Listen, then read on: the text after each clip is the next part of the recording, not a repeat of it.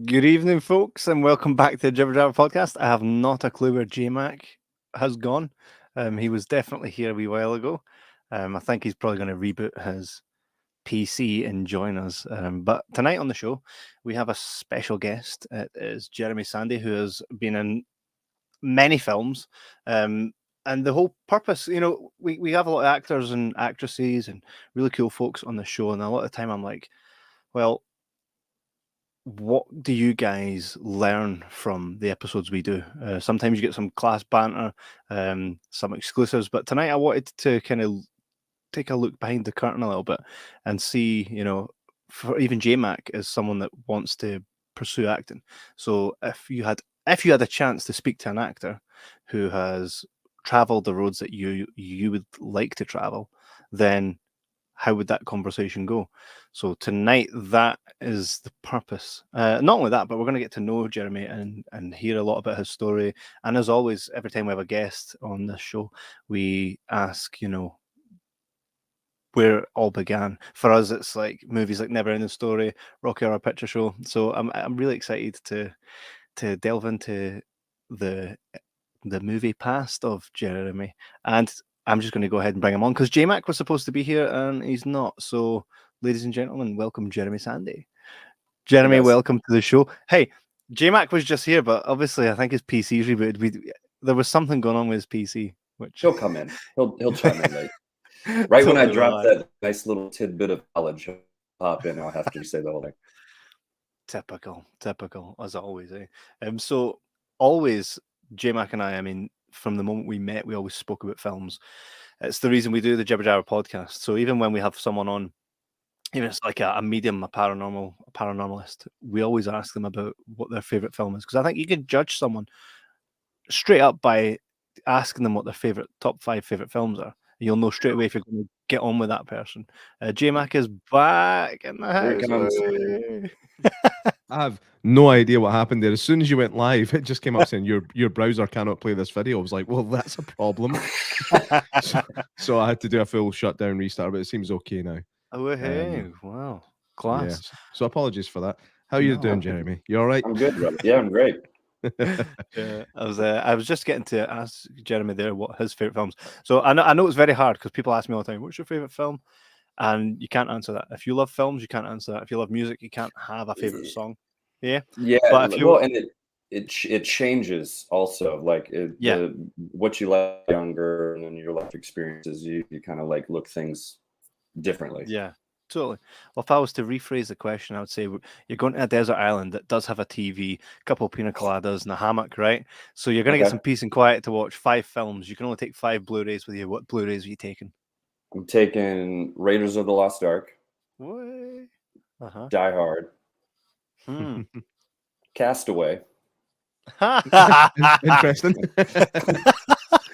So survival manual. Reservoir Dogs, Oh, nice. and The Shining. Oh, excellent. So Excellent. that was a good choice in movies. That's Mhm. you've thought about this before though. There's no way you No, just came up with that right no, now. yeah, That was no. that's too good. That was too good. I Anytime I think try and think of it, I just the things I come out with tend to be the first things that come to mind. It's like, oh, The Room with Tommy Wiseau, 100%. One of the best Oh, movies ever made. absolutely. But can I watch it? Like I could sit down and watch Raiders like right now and get the same feeling that I did when I was 8 years yeah. old watching it. Ah, Yeah, yes. I had more of an affinity for the Temple of Doom. That was the one that I grew Mate, up that was my watching. favorite. Yeah, I that was my came I favorite. came to Raiders and The Last Crusade like way later on. Right. Mm. But yeah, those are definitely better than Temple of Doom. I've had 100. this. Well, there's moments in Temple of Doom that are great. Yeah, yeah. What you I've got had there? this Reservoir Dogs Steel Oh yeah, so DVD great. for years. Have you got the same one? It has all Yep. the cool stuff in it. I remember, Yep. like, first time I had a job, I was like, right, I've got my own money now. I can spend on things that I would I can not normally be able splurge. to. I Yep, can get and my it's just things that I want. literally just DVDs. Yeah.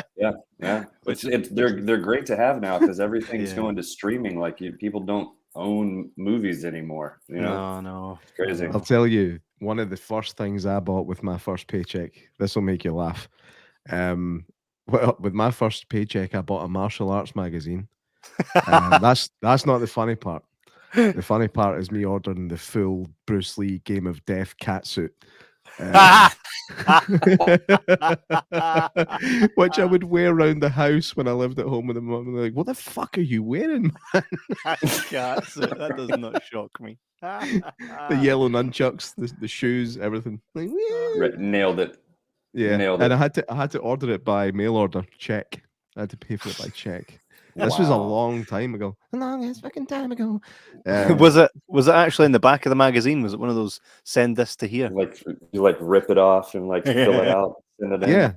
Yeah, it was Yeah. right next to the ad for men with big things wanted for very above board cinema. That was when you decided that you wanted to be an actor. Absolutely. And I finally got my shot, but we just had to make our own movie to do that. So I didn't manage to do it. Didn't manage to do it the way you did it. Your IMDb is very, very varied in regards to the roles that you had. You seem to have done.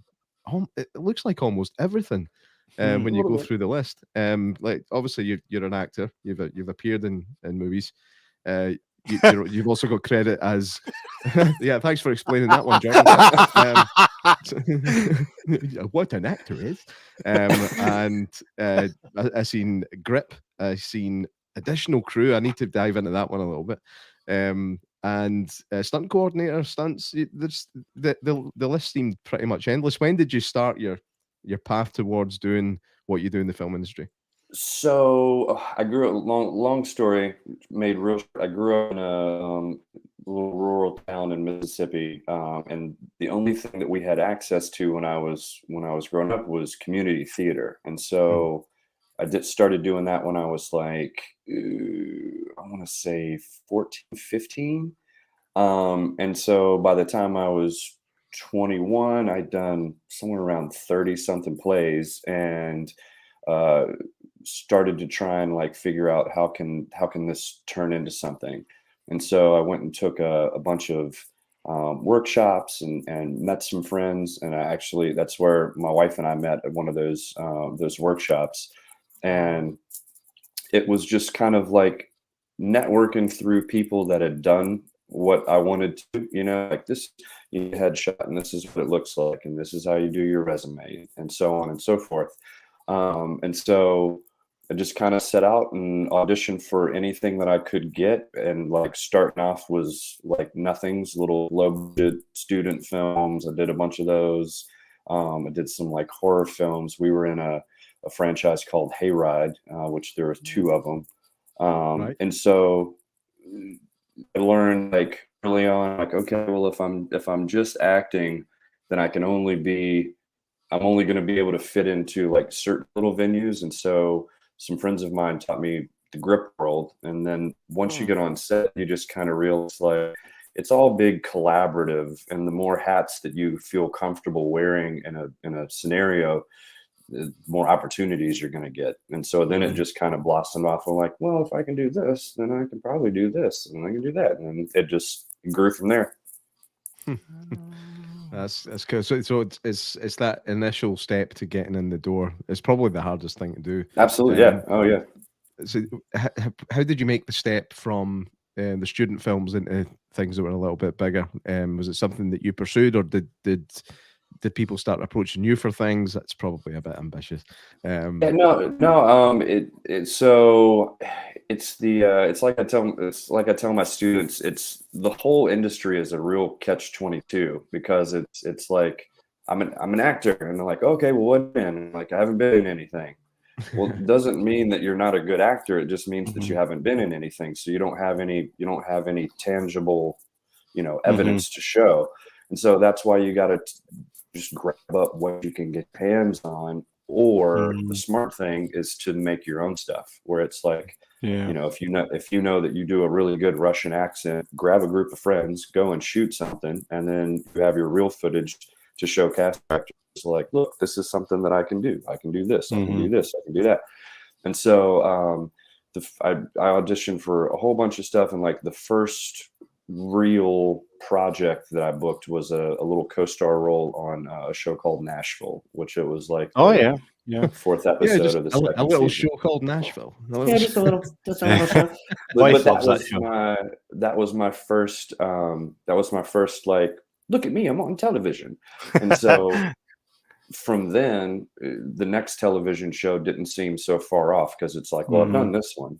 And so it just kind of builds. And like you said, I have a resume now where people will approach me for, hey, I have this project and do you want to be a part of it? I don't really have, not that I don't have to grind anymore, I'm always grinding, but I've got a lot more work under my belt to where people could just, know that I know what I'm talking about. That's excellent. Matthewman says, hi gents, Hayride was awesome. Excellent. Nice. Matthewman's a huge horror fan, and if there's a horror film that he hasn't seen, I'll be shocked.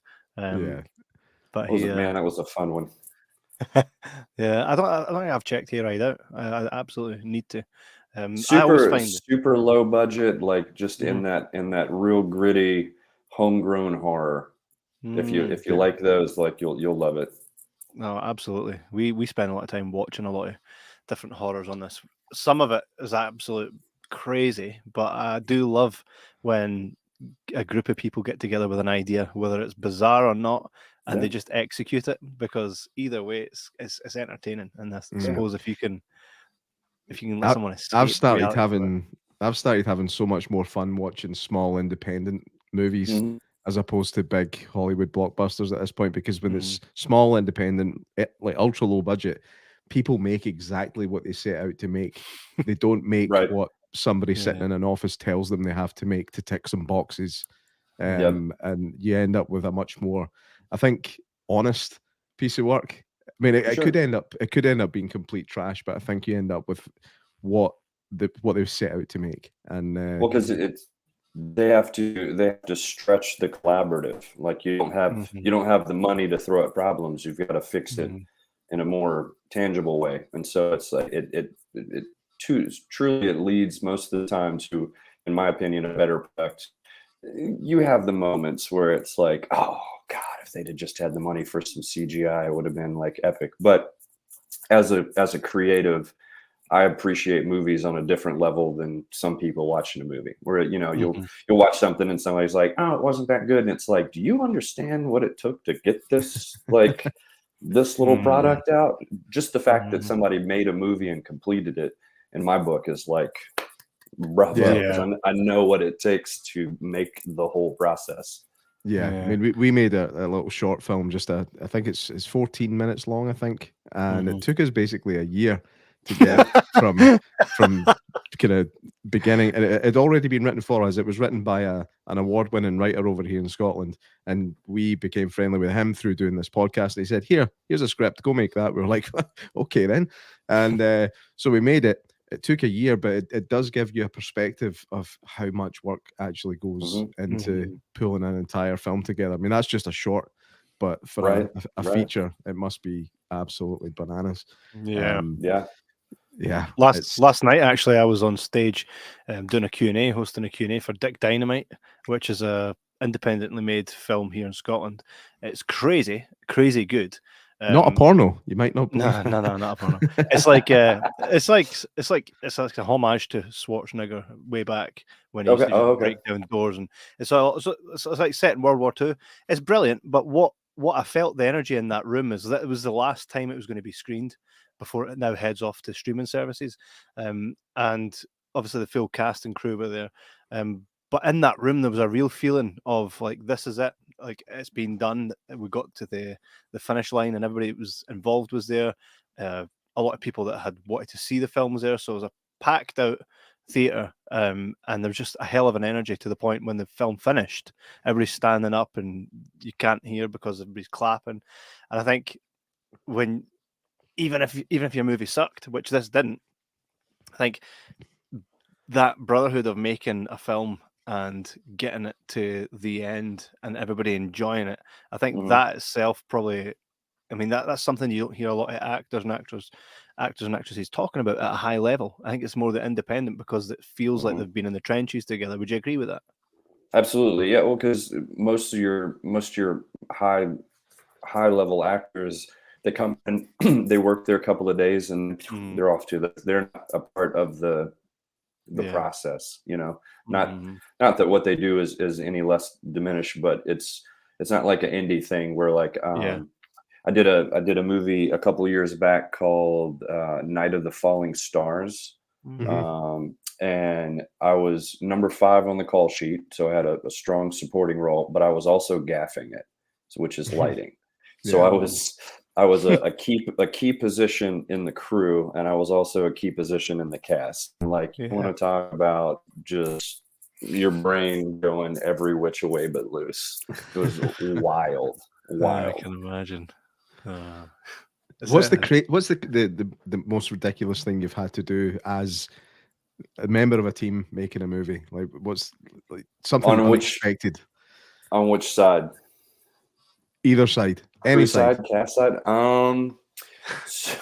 Let's see. Most unexpected. Well, Deepwater Horizon was absolutely insane. I played one of the 11 guys that got killed on the rig, and so Peter Berg and all of them, they built a 9/10 scale oil rig. And so we literally went and worked on an oil rig for 3 months over the summer doing, they had the big mud blowouts and all, like doing some of my stunts on that one. At the time, that was probably the craziest, like, what am I doing? Where am I? Like, this is insane. I've never been so dirty in my life. Like, it was wild. And it was just hot summers down in New Orleans. Like, I think one day it got into like the hundreds, and we're walking around in these fireproof suits. I still have one in my closet. Yeah, but just that was insane. Crew side, it's so much hard work. It's hard to explain, which is why when people go like, I really didn't like, I'm like, do you understand the amount of manual labor that went into making this thing that you just dismissed? Doing grip work, man. I've done some crazy things. You guys know what a condor is? It's like it's a huge scissor lift. Being up in one of those the first time was probably the most terrifying experience. I was like, wait, you guys just hang out in this bucket, move lights around? Okay. And so I'm sitting with this group called Bernie, and we're up there for probably, I don't know, 3 or 4 hours, and like they're steadily shooting the scenes down below us. And I was like, Bernie, I gotta pee. what do you do? And he just kind of hands me a bottle. It's like, oh, all right. This is what making movies is about. Okay, cool. Yeah, that's why they call it a grip, buddy. You got an image here of this is a still here from Deepwater Horizon. You can see Jeremy there with Mark Wahlberg. I imagine you get it. Yeah. I mean, that was not too far away. What was it like, obviously, working on a film? Like you say, you got into film, you've done a couple of the student stuff, and then you're on film set and you've got the likes of Mark Wahlberg. Do you at that point kind of go, like, do you see that as a I'm here now, so there's only one way from here, or do you kind of keep yourself grounded at that point? Oh no, my trailer right across from me was John Malkovich, and like having this moment coming down, and like I'm smoking a cigarette, and like John comes up and he's like, "Excuse, can I get a cigarette for you?" I'm like, hell yes, you here. Just take the whole pack. Just take it. It's great. But like the whole time, I just thought, I was like, oh fuck, they're gonna find. I don't know if I can say that. No, of course you can. You can say whatever you want. Great, love it. No, it's like, oh fuck, they're gonna find out that I don't know what I'm doing. I'm gonna get fired. Like this is imposter syndrome. Extreme imposter syndrome. We have that in abundance. Everybody was just super cool. It was the most organized. I mean, it was. If I remember correctly, I think it was like $160 million budget. Like, it was insane. They shot for somewhere around like 9 months. It was ridiculous. Yeah. And like being a part, at that point, I didn't live in New Orleans. I was still living in Mississippi. So like I was down here in a hotel for 3 solid months, just, having a ball. And it's like, this is insane. This is absolutely insane. I don't know how I got here. I really don't. Tell us how you got there. I mean, the process of getting into Deepwater Horizon.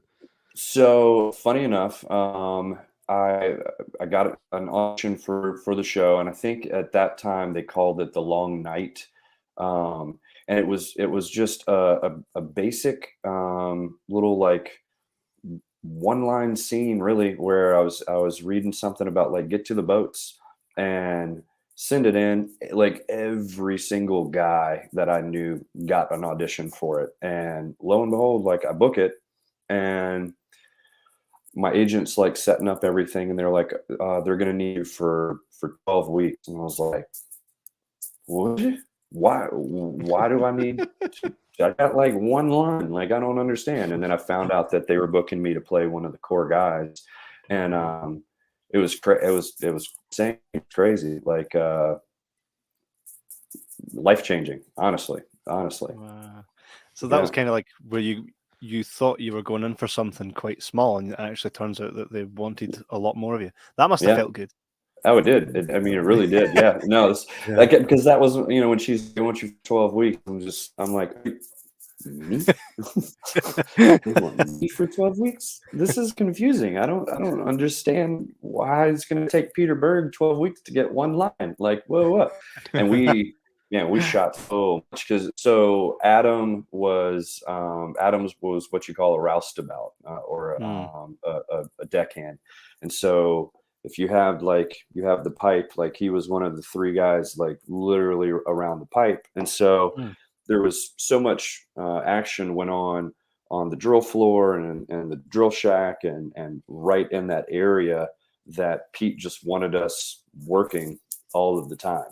So they're shooting John Malcolm, Kurt Russell, Ethan Suppley, who else? Mark Wahlberg, all those guys. They're shooting them in the drill shack. Well, on a couple of the reverses, you can see guys out on the drill floor working. So there were days that we literally joined in and mopped a fucking deck for 12 hours. I lost so much weight that summer. It was insane. Insane. I remember seeing them talking about that when they were working on The Office. It's like a lot of them for like when they're doing the interviews, like the one-to-ones with the window behind them, and you can see the rest of them in the background. It was like working in an office, because we'd be sitting there for 8 or 10 hours a day just pretending to type. We were all playing solitaire for 8 hours a day. And obviously you're doing that on a much more physical level. Yeah. So funny story with that one, I can tell. So we get down there. I want to say that I started filming like late April, early May. And so it was kind of creeping. Like in New Orleans, it's always hot. It's just fucking hot. And it's very humid as well, isn't it? New Orleans. So humid. You walk out to check the mail and you sweat. Like it's insane. I do that, but it's just because I'm really unfit and fat. I feel sorry, I mean, beautiful and brave. Sorry. The thing is, he doesn't even leave his house to check his mail. We're in Scotland. Yeah, we have little letter boxes in our doors that just come straight into the hallway. It's amazing. So it was just getting hot, and like I go to set, and for like the first week or two, like we would go, they would put us in our wardrobe, we'd wait around the trailer. We might go on set and shoot for like an hour or two, and then they would release us. And I'm sitting here going like, this is it. This is all that. Yeah, I can do this shit all day long. Well, so one day we're sitting there, we shoot a little bit. They're teaching us like how to dope pipe and do a couple of things. Because the next day we're gonna start getting under the drill. And Peter Berg is like, all right, guys, so yeah, we're all gonna go out tonight. We're gonna have a good old time and such and such. And so everybody meets down at this bar. I mean, we're out till probably 3-4 o'clock in the morning, drinking beers, having a good. And I'm like, I got a 12 o'clock call time. We ain't gonna do shit. I'll be fine. That next day, we worked overtime. And like when I say that we were just piss ass hungover, like sweating out booze. It's like this dude this dude knew exactly what he was doing because he wanted us to look like we worked on an oil rig, and we all just were dying that day. It was I've never felt so bad on a movie set. So was going out for drinks like a kind of normal thing that you guys would do on the regular? Like we all think as normal citizens of the world that you only have a party once the thing's finished. Once you wrap. Oh no, like nah, like everybody kind of like on that one, the crew and everybody was so big. It's like, and they shoot for so long, that's the whole thing. It's like working crew is different than acting. Like acting, we don't, I say this in like the utmost respect. Like a lot of times we're not working as hard as the crew is. Like they really tend, especially on a show of that caliber, they really tend to like cater to us, which is nice. But so we get a lot more free time. Like as far as crew guys go, you have a 6 a.m. call time. You're there at 5:30. You work until 6:30 or 7, and you're driving home. Like you really don't have a lot of time to hang out. That's why we always tend to do like a big party at the end. But yeah, there was definitely a camaraderie because we were just all staying in a hotel, and we wouldn't work every day of the week. Like there was a couple of weeks I might work a Monday, Tuesday, and then not come back until Friday. So Wednesday, Thursday, it's like, you guys want to go get a beer? We'll go do something. So I mean, Peter Berg. Actually, I really love Peter Berg. Like great actor. I mean, he's a Copland, and obviously a great director as well. How was he to work with? Oh, it was insane. Like in the best way. Like just watching his brain work around that set was crazy. And I just his attention to detail, like I said, he put us up there. We basically went through like what I called like roughneck boot camp, where like for a week literally just familiarized ourselves with like what our job would be, like the equipment that we worked on the job. They had a ton of consultants like that actually work on the oil rig. I got to meet people that were actually on the Deepwater Horizon when it happened, like Caleb Holloway. And so talking with these guys, like it was probably the most organic that I think you could have gotten. It wasn't just, it was like, here's an oil rig, we're gonna go, like they paid an extreme amount of detail to this thing, down to the props. Like it was, my words are not going to adequately describe it, but like the amount of detail, like looking through where like the barracks are and like the engine room and all the stuff, it's insane what an art department can do when they have like an actual budget. I can imagine. I can only imagine. Michael Comiskey here asks, did you play any golf with Marky Mark? Mark. Jesus. No, I didn't play any golf with the old Marky Mark.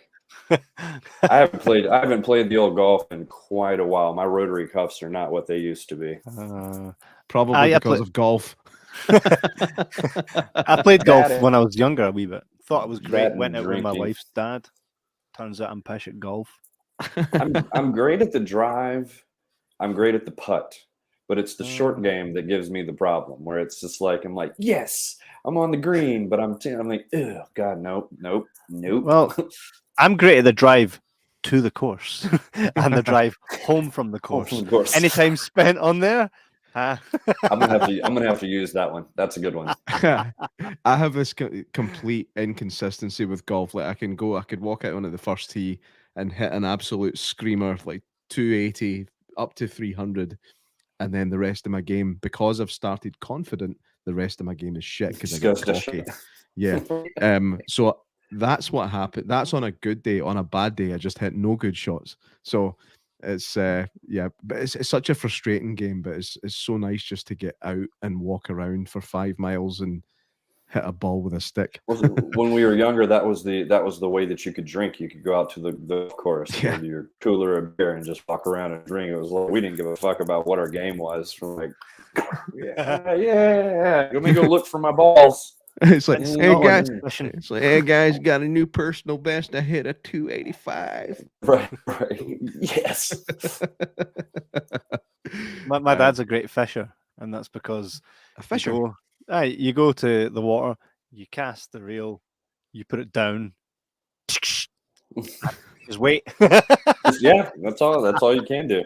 Patience. So what do you mean this isn't a sport? yeah, just teaches patience. That's all. No, it's something else, isn't it? So you, as a kid, did you decide, right, I want to be an actor, or is it because you said there that it kind of was the thing that you had done? So it's like I'd imagine if my mum sent me to Taekwondo, it would just be a natural thing that okay, I'll become a black belt. But for yourself, did you watch Raiders of the Lost Ark and go, do you know what, that's my path? Was it Yeah, that for I you? mean, so without getting like too crazy, like detailed, my parents got divorced at a real young, like when I was at a real young age, and so like I had a younger brother. I was just always the entertainer, you know. But then I also watched a lot of movies, and it was like, you know, Indiana Jones. He's this normal little professor that dons his hat and he goes off exploring and he saves the girl and does all the stuff. It was like the perfect hero's journey, you know, where like that's what I want to be when I grow up. And I just did what I could do with the opportunities that I had where I was growing up in Mississippi. It's like, and that's the cool thing about now with technology, you can be anywhere and audition for projects. It, you know, it helps if you're in an area where there's film things going because you have much more access to the community and things like that nature. But back when I was a kid or a young adult, like if you weren't in LA or New York, you weren't going to do anything, you know. And like now, if you have access to people that shoot movies, like you can go and make a movie wherever. Yeah, so it's a very different world now. I mean, the technology has come so far that you can actually get filmmaking equipment for what you could almost class as affordable prices. Oh yeah, absolutely. Like we use the Black Magic cinema cameras, and for entry level cameras, those are fantastic. We just shot a horror film on 2 Black Magic pockets back in January, and like sitting here watching the edit with my director friend Mike Mayall, and it looks beautiful. It's beautiful footage, and it wasn't.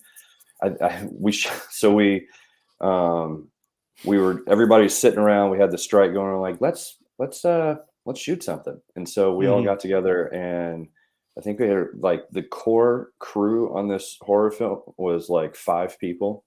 I think we have 8 cast members all together, and we shot a feature in 46 days. I think it was. Wow. Yeah, it was insane. It was insane. So did you say that was during the strike? What's the rules with that? Is it just that you can't work for studios during that time? Like you can just make your own stuff? Oh yeah, if you're not using a SAG agreement or anything like that, like you have nothing to worry about. That's the strike is just specifically for, you can't work for studios unless they get an interim agreement. Yeah. If you guys just want to go down the road and shoot something, we can shoot something all day long. Nice. Is that your real accent coming out? No, that's the people that I grew up with. Yeah. You ain't from around here, is you? Yeah. The film I was talking about that I was at yesterday, Dick Dynamite. So the writer and director of that is in was for 20 years in a famous punk rock band. So he would travel the world, right? And he would bump into different actors. And what he done was he traveled with a green screen, and he would meet other band members and go, right, I need you for my movie. And they would set up backstage, and then they would film scenes, and then he cut it all into his film. It's excellent. So he has a lot of different like punk rock artists. Do you know the name of this film? The film's Dick Dynamite, 1944. The band he was in was called The Exploited. They're like I don't know if you've heard of them. A lot of people. Keanu Reeves, that's one of his favorite bands. Okay. But the guys like Noah Hathaway, who is Atreyu from Neverending Story, his favorite band was Exploited, so they got him in it. I don't know if you've ever heard of a band called Electric Six. There's a couple good hits over here. I think they are English as well. So Dick Valentine from Electric Six. There's a lot of really good rock bands that, because they were touring together, he kind of pulled them in and was like, right, I want you to be in this, I want you to be in that. So it's got a lot of great cameos. Irvin Welsh as well. I don't know, do you know who Irvin Welsh is? Yeah, of course. I just assume anybody over the pond doesn't, but of course. So again, a lot of really great actors ended up in this movie. It is, and you've got to check it out. It'll be on streaming soon. The film itself is batshit crazy, but it's such good fun, man. It's like World War II exploitation meets 80s action. It's phenomenal, and it was done on, again, what could be considered a very, very low budget, but what this guy did, or what these people did to bring this film together on the money that they had, is actually unbelievable. I've seen a lot less movie come from a lot more money. So what he's done is fantastic, and to sit in a movie theater and watch it was phenomenal. And as well, he was like, right, I want these kills when we're killing these Nazis. I want to see kills on the screen I've never seen before. There's literally a point where Dick Dynamite punches a guy and he gets impaled by like the wing of a jet, right? And then he walks up and he takes the propeller, snaps it off, and just uses the propeller to cut the guy's head off. It's crazy, but crazy fucking good. There's a one that came out a couple of months ago, and I'm trying to remember the name of it. It's like Sisu.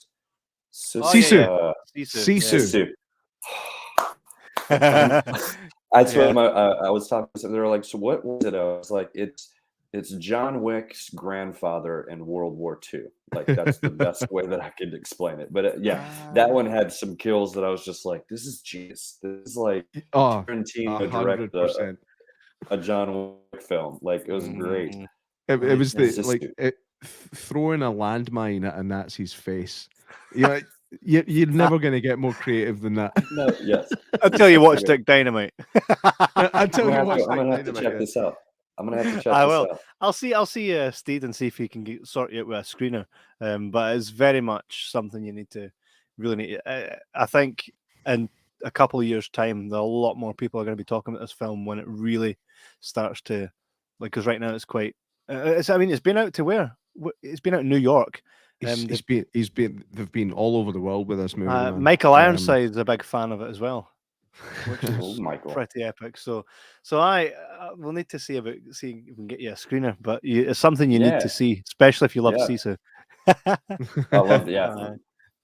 Do you see yourself doing any more independent stuff like yourself, writing and directing? Absolutely. Yeah. Oh yeah. We've got anything in the pipeline. Yes and no. We've got the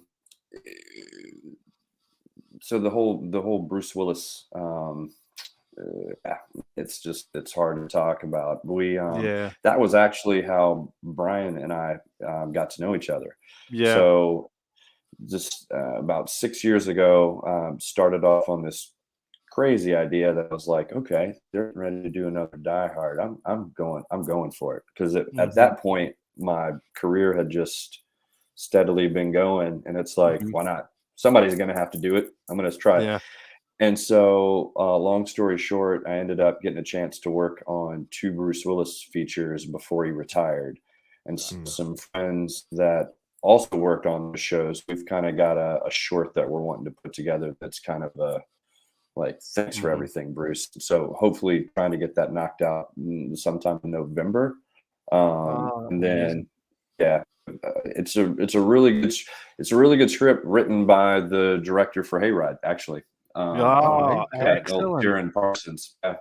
Coming full circle. And that's the other thing, like, to backtrack what we were talking about, people trying to get into the industry.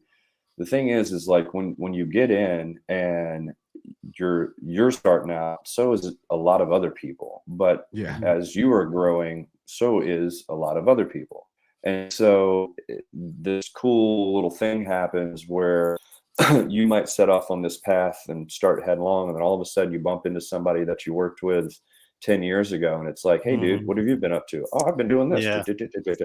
So when I first started off, I felt like really, really alone. And then I realized, like, it's such a huge community that's constantly changing, and you just, you keep knocking on doors because you never know which one's going to actually open. Mm-hmm. Yeah. I tend to just boot the door down and then apologize and try and fix it from the inside. Kevin's like a very aggressive Jehovah's Witness at this point. Funny you should mention that. My wife and I were both raised Jehovah's Witnesses. Wow. True story. This is where I get this from. I make a joke, and somebody goes, "Well, actually, this is what makes this podcast magical." By the way, there was once we were involved in a project, and please don't. I will need to stop listening. We were involved in a project, right? And on a Zoom call with a few industry people, shall we say, we were like, okay, right. So J-Mac's coming into the call quite late. I was already on it.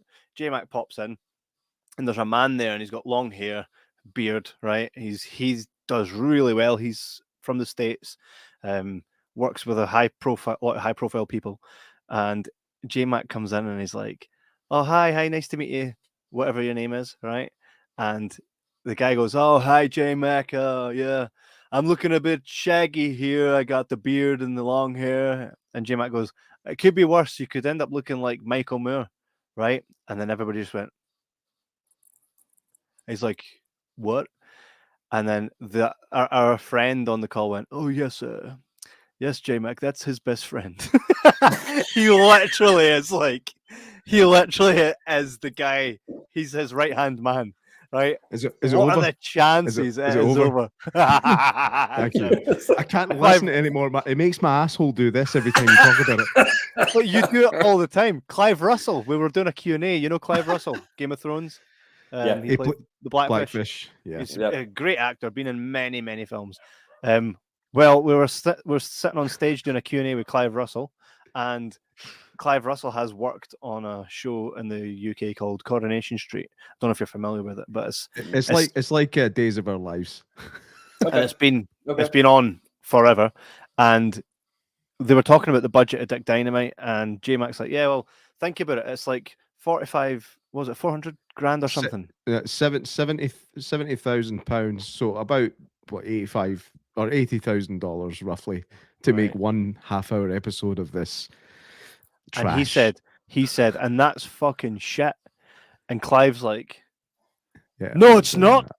Clive was in. The thing is, I knew that. Like at one point in my mind, I knew that Clive Russell had spent time on Coronation Street, but in that moment when I was sitting with him on stage, it wasn't there. I only have so much hard drive space, and I really need to defrag it. It's getting bad. Same. You gotta like every couple of years, you gotta wipe this bitch clean and start over. Absolutely. No. In fact, I mean, if you don't mind, if you don't mind talking about it a little bit, you were brought up in a Jehovah's Witness family. Were you part of that as well? With the whole door knocking and things like that. Are you still the whole door knocking? That's all I can call it. I don't have inside knowledge. When is that something? Is that something that you've moved on from? Or? Yes. Yeah. My wife and I both. Yeah. Right. I really contribute a lot of my ballsiness to that, because it's like imagine being a young child going to go knock on a door and tell people like you need this religion, it's gonna fix, it really just had no fear of talking to anybody because of how I was raised. It's like I'll go toe to toe with you. What do you got? So is it something you look back on with fondness? Ooh, are we? Hold on, let me switch to alcohol. Sorry, we don't have to, man. I'm interested by the whole thing. It's one of those things where like my own personal experience in this world is wrapped up in a lot more religious trauma than it is religious relief. And see it out there in the world where it's like if you have your beliefs and they work for you, Yeah. great. But I see people doing this force feed thing, and that's when I just like all up. I can't do that. Yeah, veganism. But I do have. Oh, I bet you're a vegan as well. You kidding me, boy? Hey, no. I eat the meats. I'm gonna get that on a t-shirt. I eats the meats. I eat the meats. There are some crazy diets out there in this acting world, and I just cannot get down with it. I always love getting that email. They were like, "Do you have dietary restrictions?" No, not at all. It's like, yeah, I won't eat when I'm hanging upside down. Other than that, I'm fine. I'll try it. I'll try it. Wow. So the excuse me, the Die Hard movie that you have coming out, is that near ready to like be released, or are you still kind of in pre-production? Well, so it's not so. What I was talking about with Terry is much more of a like kind of an ode to a lot of Bruce's previous works, like not just a Die Hard, but Brian Trainer and Ben Trouble Cook, who I'm sure we've been trying to knock this Die Hard McClane 24/7 out for a couple of years now. Ben's wrote a great script in both movie and in series form, and it's just kind of one of those. Since everything happened with Bruce, we don't really know where the future of it's going to go. But you have AI, and there's like this world is really it's really an interesting time for filmmakers because especially with the stuff going on with the strikes, they're fighting against AI, but computers have made filmmaking such an interesting realm where it's like, what's your imagination? Because we can make it. So to say where that is in the realm of possibility, I don't know. It's still out there. We're still looking. We're still hunting. We'll see. I'm just waiting on the next Bruce Lee movie. Yeah. Well, I mean, he'll be back. That's in some vein somewhere. Yeah, I think they tried it probably 10, 12 years ago. I think it was a Japanese commercial for a whiskey or something. And they did this was more, it wasn't as good as it is now.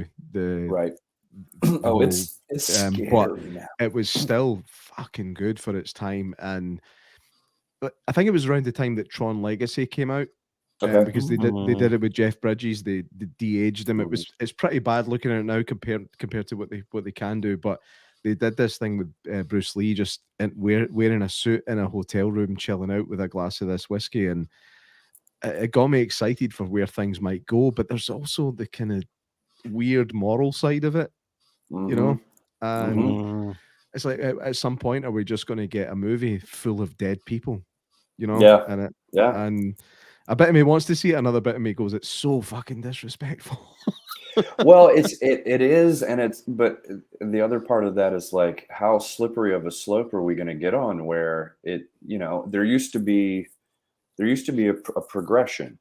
As an artist, you had a window that you worked on. That's the whole thing with that. I'll use that as an example. The whole thing with Die Hard was supposed to be a Frank Sinatra film, but Frank had gotten too old. And so they repackaged it up and they shot it up, and Bruce Willis got it. It was everybody else. So it was like Frank had his career. Here we go. Now it's like, if Frank wanted to, Frank could sell his likeness and make movies well after he was no longer here. It's like, so what are we going to do? Are we just going to stop with introducing new talent, and we're just going to make movies with Schwarzenegger and Stallone for the next 30 years? Like, please. Stallone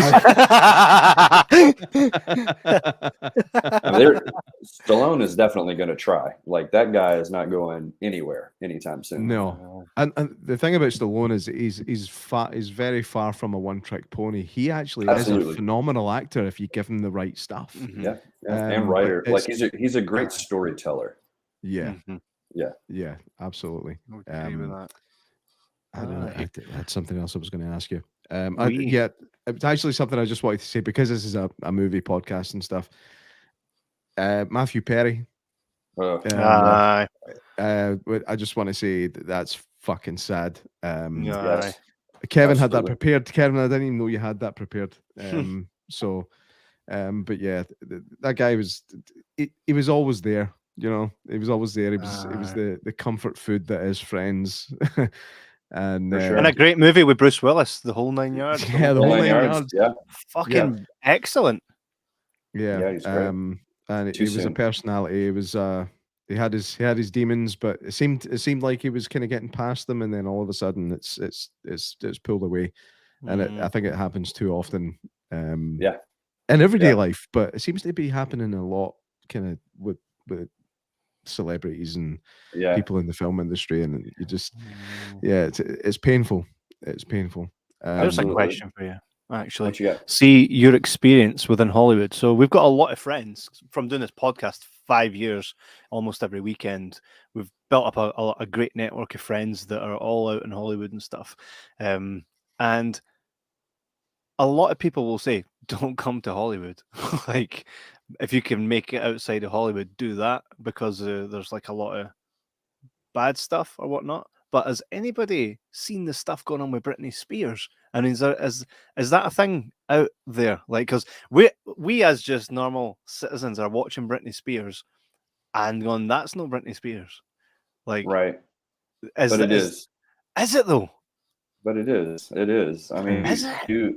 It is. Yeah. You got to think like, how do I segue into this without going too crazy? Because I told Brian, I was like, we won't go down the rabbit hole. We will not go down the rabbit hole. I refuse to go down the rabbit hole. He's probably sending me a message right now, like, don't go down the rabbit hole. Don't do it. He never said anything to me about a rabbit hole. Jeremy, no. But you got to think. So, like what I was saying with life experience, like you got to think about the life that some of these we'll just say performers, because you see it a lot in child actors. The Corey Haim, Corey Feldman. Like, yeah, I got good friends that were really good friends with him. Yeah, the life that they live is something that normal people could never fathom. Of course. You just could never fathom. So there's a part of the whole Britney thing where, unfortunately, she is mentally locked in a place that doesn't exist anymore. And it's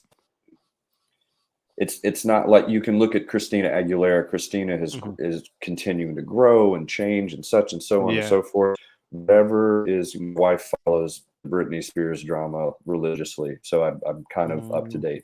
Wherever she is, it doesn't exist. She's locked back here. So I would agree. I mean, I would agree with that with anybody that, I mean, she's had a lot thrown her way throughout her life, right? So I would agree with that totally.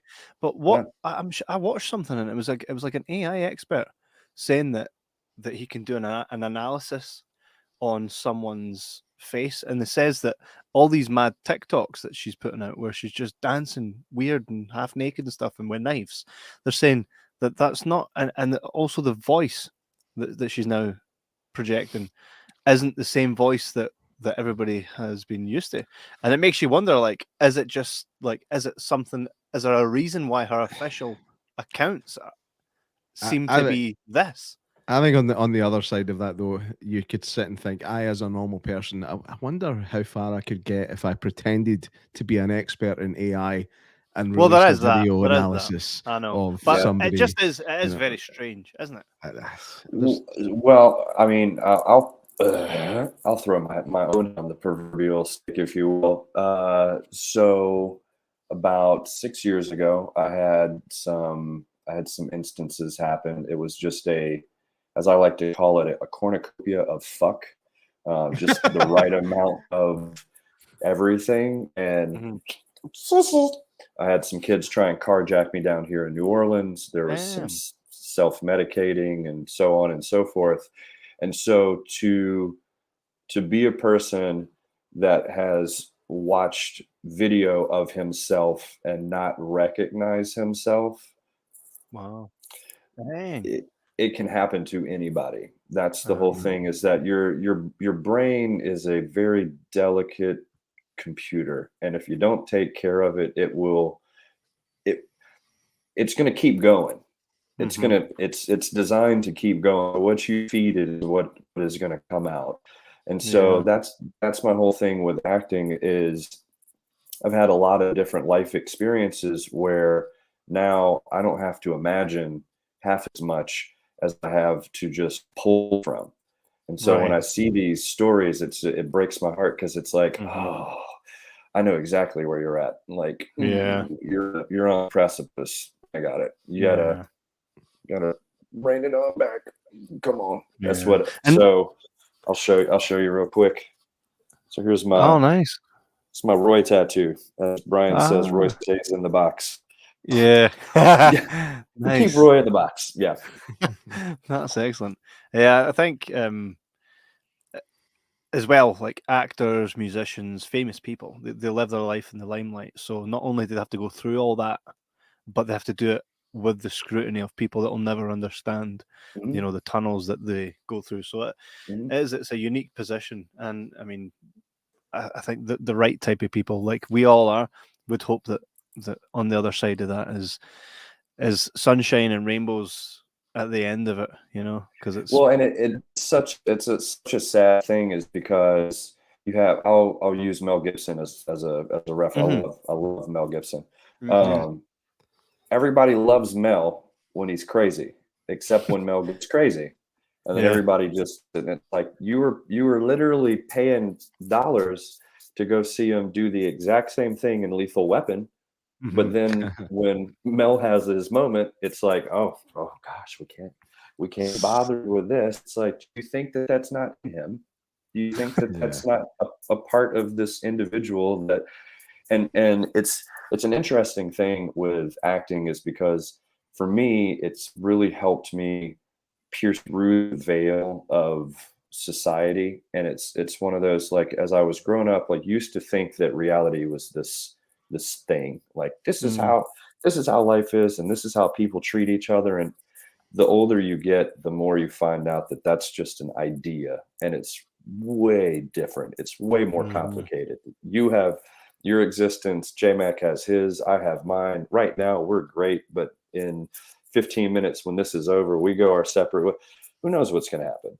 And so as actors, we are tasked with telling those stories that a lot of normal people that watch our work think, sometimes do, but would never think about being vulnerable enough to put it out there for other people.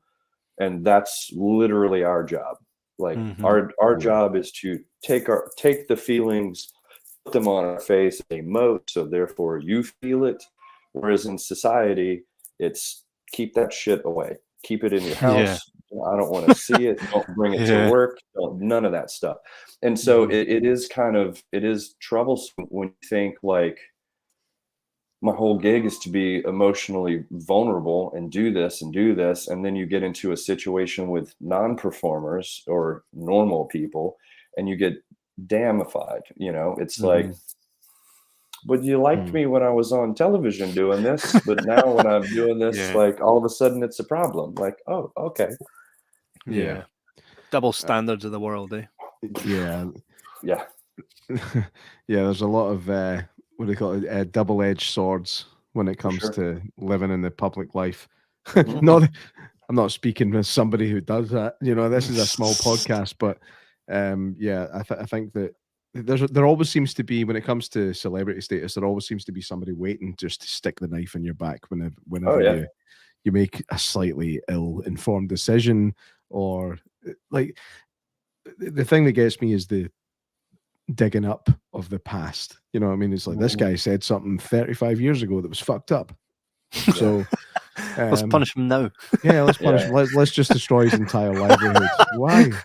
Why? Yeah. Because Things were we different can. 35 years ago. Yeah. You know, People are. Yeah, Hey, I like, think. it's like, was it fucked up 35 years ago? Maybe not. no. Yeah. Well, they should apply the same thing to laws. Like as soon as they legalized cannabis in certain states in America, anybody that was in jail in those states should have been released.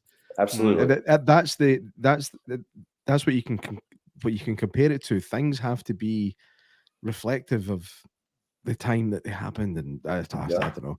It's just, we live in a shit world right now. Everything just seems to be a little bit crap. So what we like to do is escape by watching actors like yourself do things to entertain us, like court jesters, if you will. The entertainers. I think if you in 5 years' time, if you're still the same person you were 5 years ago, then you don't gain anything. You're messing up. Yeah, you're messing up. You're doing it wrong. You're not playing the game right. Right. But I'm going to ask you, and we ask a lot of our friends this. You can pick a dream role, either one that hasn't been created or one that is kind of similar to some of your favorite films. What is the ultimate where you'd be like, this I would put everything because this is the kind of role I want? That was John McClane, my friend. Like we put a lot. Did Brian send you any of our footage that cut together? I don't think I've seen footage. No, he touched upon a lot of the different stuff he's been working on, and he did mention it, but I don't think I saw footage.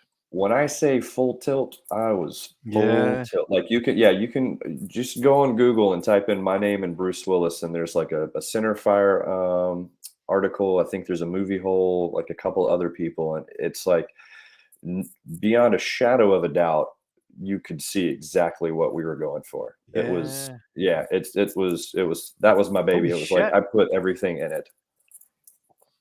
What? Yeah. I'm going to bring it up, but so you've even managed to pull off the young John McClane, which by the way, everybody forgets that like Bruce Willis had hair. You know, even in The Sixth Sense, he has hair in The Sixth Sense. Yeah. Boom, there it is. Look at that. And so, funny story. So that what picture. The fuck? Yeah. So that's amazing. The picture is literally. So we shot that in a buddy of mine's garage in a tunnel that was made out of cardboard and aluminum foil with a little blue light. I can see it now. Yeah. Bring that up again, man. Yeah. I mean, you can see the cardboard and the foil. Yeah. Do you know something, man? That is so good that it almost looks like one of Matthew Man's things. Yes. Do you know what I mean? Matthew Mann does all our artwork. He's a master with Photoshop. That looks like your face just photoshopped onto Bruce Willis. Yeah, dude. And obviously, that's just something that you shot. You got it spot on. Thank you. I can imagine Matthew Mann actually doing a really cool. Hey, see, when it comes to artwork for your films, right, and promo shots, you need to give us a shout and we'll put you onto Matthew Mann, who is absolutely that horror film that we got. We might do that. Hey, and that's right up his street as well. He will relish that. Matthew Mann's the guy that has seen the Hay film. What was it called again? The Hayride. Hayride, yeah. So the Hay film. I'm going to call it that from now on. The Hay film. It's the Hay film. Do you know what? I went on to have a look there. The Hay film starring Dixie Normus. I tried to find some of the images there that Matthew Mann has created, but I can't because my old PC fried, and that's where they all were. Oh no! But I'll need to send them on to you. The guy is visually. He done all the artwork for Dick Dynamite, all the newest stuff. The guy's a genius and should be working in that industry full time. But give it time. Oh, here's one he made. This is for our deep dive, and that's not even his best work. But that's awesome. He's awesome. Very. I think, like, look at Kevin. That just looks like you posed for that photograph. Like. Oh god. Yeah. Did you have is Eric Barkey is he involved in your project? He the stand-in? I for would Prince? I would love for him to be. I would love I- to play one of the doctors. Yeah, I've talked. He would I've love sent the that. script to him. Yeah, I've sent the Yeah. script to him. I've talked to him. I think it's just going to come down to a question of if he can travel, because I think he lives in Maryland, if I'm not mistaken. That's right. All Yeah. right, yeah. Yeah, that's right. yeah. So it would just be a, can you get here? But yeah, I would. Eric's awesome, dude, man. Yeah. We kicked it a lot on those two films. Like, great guy. Yeah, Great. Yeah, he was Absolutely cool, great man. I guy, loved definitely. loved talking to Eric. Yeah, his story is Yeah. insane, dude. Insane. I know, and right? Just a prime example of like, just keep going. You don't ever Mhm. know. My favorite part Absolutely. of his story was when like he showed up to like he flew to a certain location to do something, and then his agent or somebody to do with the studio, I can't remember. Basically, somebody hadn't showed up, so he was like, "Well, should I just go home?" And he was like, "You know what, fuck it, I'm just going to show up to the studio," and he did, and that's what got him into that realm. Never. Yeah. He just took it upon himself to go, you know what, fuck it, what can I lose? Yeah. Yeah. I think it's a big step to make. Is the what do I have to lose? Do I have Yeah. nothing to lose? No, I might lose all self-respect, but fuck it, I'm gonna go. What you got, man? Well, it's one of those things. Like, it's this world is literally whatever you want it to be. Like, Mhm. and that's what's so interesting, is that we have so many different people that it's where life gets confusing, where it's like, okay, so are we here? Am I a house in a city, or are we on a planet in a solar system, or are we just chemicals, or are we spirit individual? It's whatever realm of thought you want to subscribe to, if you can make it make sense. And so the only thing we all have in common is we get one shot at this bad boy. And it's Mhm. like, if you feel as though the opportunity is right on the other side of that door, you're the only person keeping you from going to knock on it. And Mhm. I've had some crazy ideas that have worked out, and I've had some crazy ideas that I look back and go, oh, this is a little, I might have wanted to tone that one down a little bit, but I learned my lesson. That's what Brian's like. He's just clapping right now. Yes. No, Yeah, I, but I can. you go for what you want, and if it's supposed to work out, it'll work out. Mhm. That's No, the way I look at it. I totally subscribe to that, and I agree with it. And even in my own life and with JMac, we're living proof of that. We started a podcast based on conversations we would have at work. We were chatting away at work about films, and people would stop and listen to us talking. So we turned cost that into a company so much money in wages. and then I eventually sued them as well, so we cost them even more. Oh, yeah. Hey, don't There's a bring we story into that one. That was all you, motherfucker. No, I have to hear this. it was like so for context, the company, we were all working away, and this was like a day before Christmas, and what happened was everybody got called into the office. It's like the boss is on his way back to America. You just don't have a job, and oh, I see how you've been working for the last month. None of you are getting paid. Happy Christmas. So like Die Hard, I shot straight to a lawyer and was like, motherfucker. And yeah, we sued that bitch. So See, but what Wow. I have is foresight, and I could see that coming. So I left that company 5 weeks before it happened. he's a bitch ass. He And was scared. Ran. Yeah, like everybody that stayed on was called a warrior. It's like, thank you for believing in us. 5 weeks later. Wow. Wow. So yeah, I wasn't on the whole legal suing train, but it was a bad time. Aye. But anyway, Kevin and I Hard- are still hard- friends, and this podcast is life just keeps going, and this podcast Aye. keeps going. By the way, you are in a very small what could I call it, a niche of what I'm trying to say is the last time my computer fucked up when we were going to do a podcast was when we were going to talk to Billy Bob Thornton. That was the last time that happened, and it just happened to you as well. So you're in a little club. You're in the. I'll take a Billy Bob Thornton. That guy's a rock star. Yeah, he genuinely is. I've got one more question here from Matthew, and I'll do that before I let you go. Here we go. He asks, what is it like working with Van Damme and Lundgren on Soldier? Scott Adkins. Oh man, that was So the funny Be story with that one. truthful. Be No. truthful. No. So the funny story We with also that met one, Van Damme, so that was that was a long time ago. That was the first legit movie set that I got on. And so my roommate at the time, we were in the gym. I can't remember how we found out, but somebody sent me a message screen like, "Oh, look, Universal Soldiers is casting for soldiers. Send your pictures in." So we went and posted up in the mirrors. We had our hair was pretty cut short and whatnot. We sent it in and we're trying to figure out, how to do this. So we sent our stuff in, heard back. We both got cast. Drove down to Baton Rouge. They shaved our heads. They put us up in this army costumes or whatnot, and we walk into the factory. And one of the days that we were there, I think we were there for 2 days altogether. But one of the days we were there, bear in mind, this is the first time that I've been on a movie set. We walk in, and it's like this factory that they have made up as this huge cave, and there's pews down at the bottom of the cave, and I'm looking at them like, okay, so somebody's coming out of this thing, and we're all sitting here, and there's some yellow tape here. There's a shitload of pink tape back here.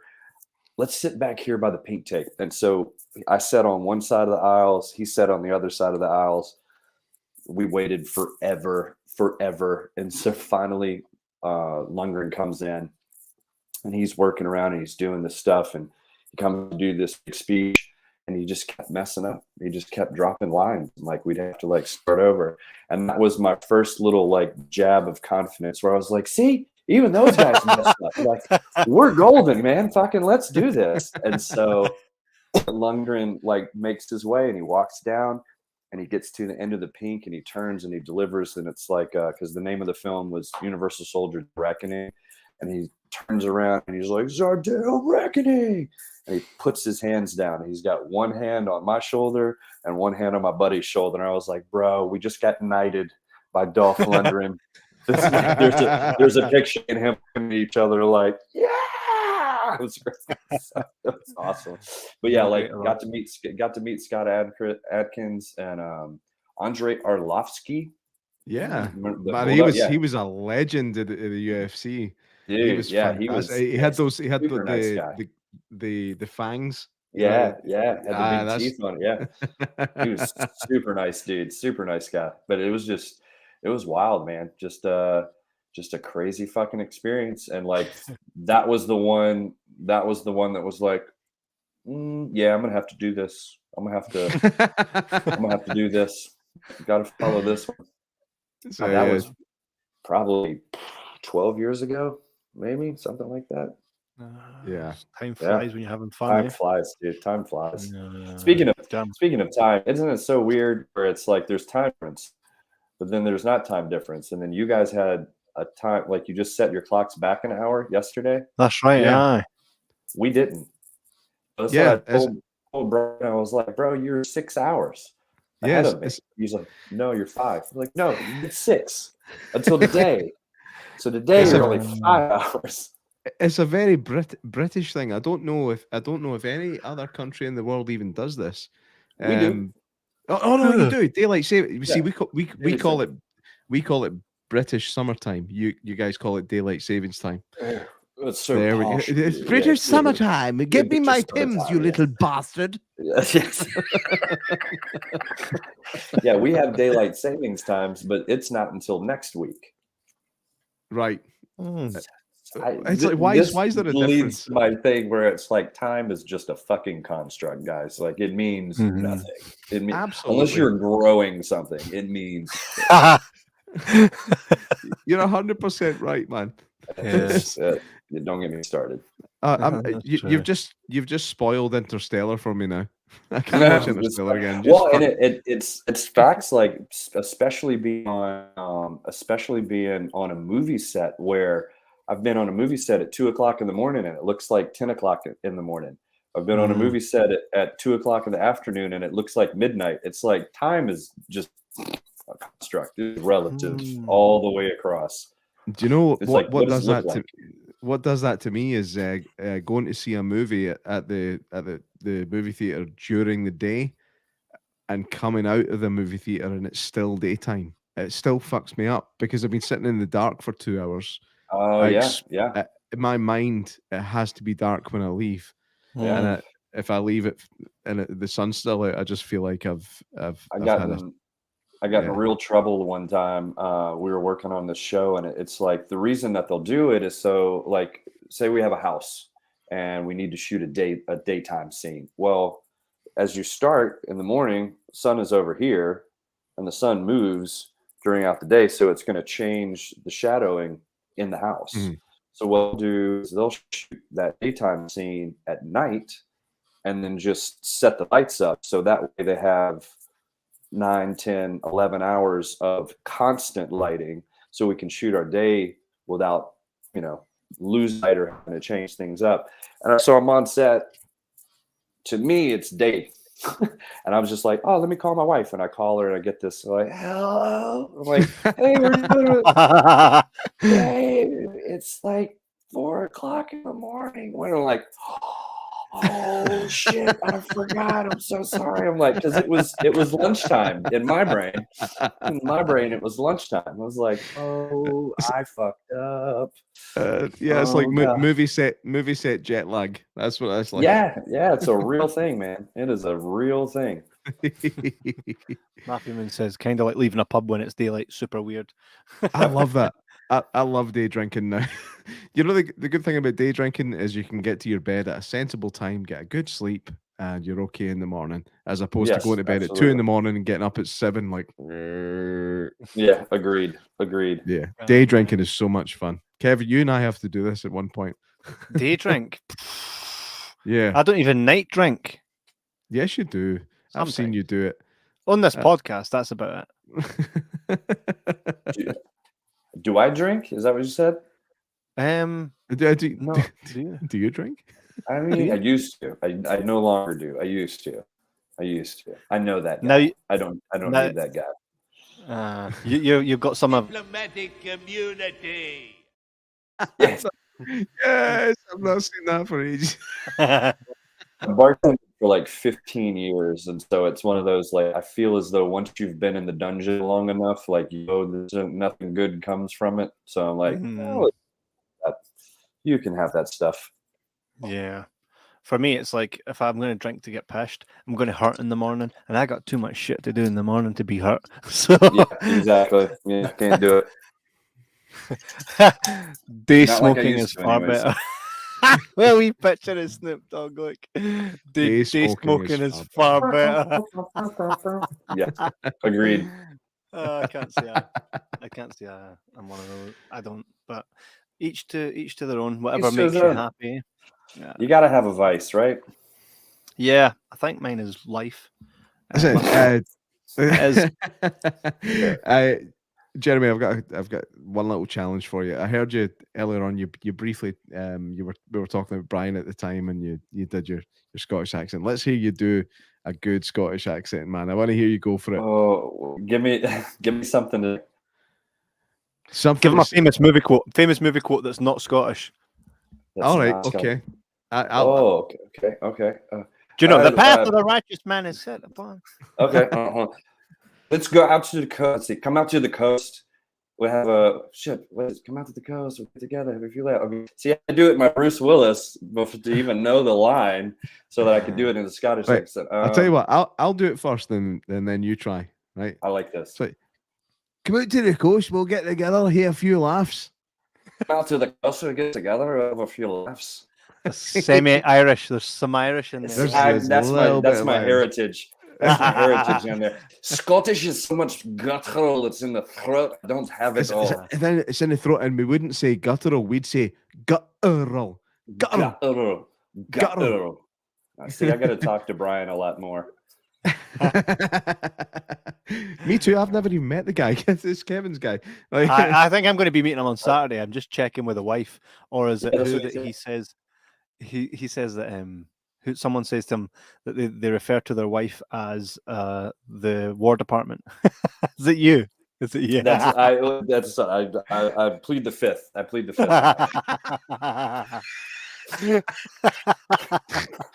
I know It's like not what you speak of. It's like she's watching. Shut the fuck up. She's watching. That'll be like the first wife in history to ever watch this podcast. Right, We'll just see her hand come in from the background, like.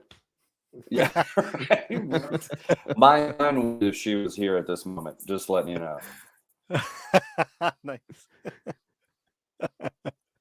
Wow.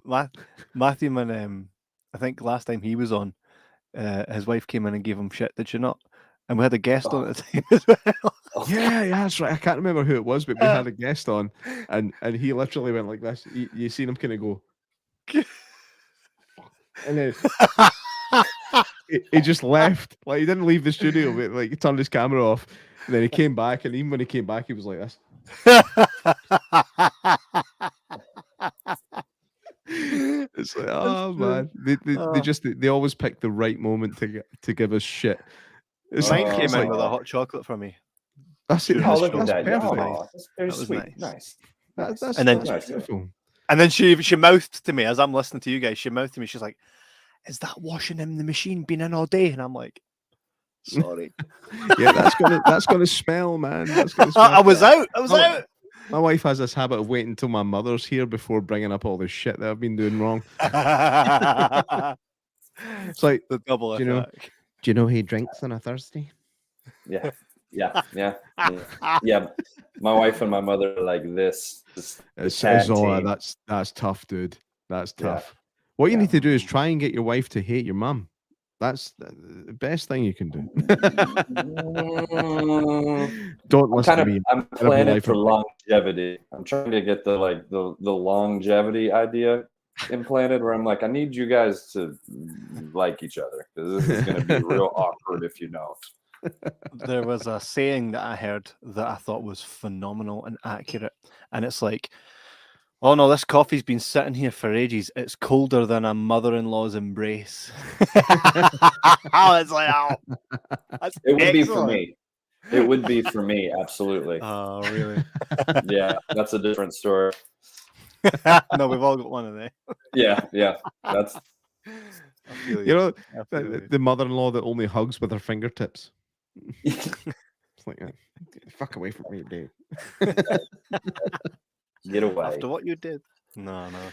Jeremy, it's been amazing having you on, mate. You are Absolutely, obviously mate. welcome back on any time, and especially when you got some stuff in the pipeline like the Die Hard film with Brian and the guys. We need For to, sure. anything you've got coming up, jump on. We'll cover it. Yeah. we get sent a lot of movies to review as well, so we'll even Love do it. reviews and whatnot. We can do reviews with you, watch alongs. So yeah, Sweet. definitely. When we get that horror film done and pipe it out, we'll have to send it over to you. Please. Yes, Let please. you see what 5 people did in a shack in Louisiana. Two Again- people made Saw Very true. Very true. in a bathroom. You never know. You know, so most definitely. That was yeah, definitely that was definitely a Witherspoon's toilet. That one. Anyway, that's a very British reference. I did see. I don't know why I keep saying British. I just want But to we're say Scottish. Scottish. We're I just want to say Scottish. Scottish, but we seem to be. We're all lumped together in this little hunk of an island that we have to say British. So no, I'm fucking Scottish, man. I'm not British. I'm Scottish. I don't know. He's don't know how Kevin he's feels. confused. He's confused. But He's almost seriously, man, this was good fun. I hope you had fun. Absolutely, dude. This is great. This is great. Big man. I'm about to go Brilliant. blast off. We're going to a horror scene cold reading session here in when I leave you guys. Yeah, just a big group of actors getting together to have some fun. Oh, that sounds excellent. That's awesome, Yeah. man. Ah. Yeah, so it's do me a like favor. go, Do me a favor. Film that and send it over. I'd love to see that. if I'm not mistaken, they are filming it. So it's like Oh. I'm doing a scene from The Exorcist. My wife is doing something from Rosemary's Baby. They've got Oh. like a couple of other horror shows. Really like super Man, cool like, stuff. if it's something you can get over to us, I'd love to see it. I'd like to see how these things work. So that'd be Let me cool see if if you I could can, get let it me over see if to I us. can do that. Absolutely. Yeah, I got please. you. You guys need to send me your email in the chat thing, and I'll pop it in. Absolutely shall. No problem. Yeah. All Dope. right. I'll write that right now. Brilliant. Well, thanks very much. And again, everybody that's watching tonight and listening on Spotify and everywhere that you can see and hear this podcast. Make sure you do go and follow Jeremy. It's Jeremy Sande on pretty much everything. I found you just by writing your name in all of them. And follow him. It's See real what happens easy to next. find. Which is a good thing All in right, this day Kev. and age. Thanks. Statute of limitations. I suppose. But now AI's coming, so we'll see what happens. Yeah, right. We'll see. Yeah, exactly. All right, guys. Absolutely. it, Thanks again, mate. And we will Absolutely. catch up with you soon, my friend. All right. Sounds good. This has been a fantastic night, and we shall see you guys next week for another action-packed episode. Have a great Sunday night. Salute. I always do the salute too soon, man. I always fuck it up. It's been an excellent night, and I'm like, boom, and you're like, so thank you for being here. And I'm just going to talk for 5 minutes. Okay, J-Mac, here you go. You do it. You say the outro, and I'll. Wow, you're going to give this to me? Go for it. The floor is yours. Oh, man, I've been waiting this my whole life. Thanks for watching tonight, folks. Ken, what you like?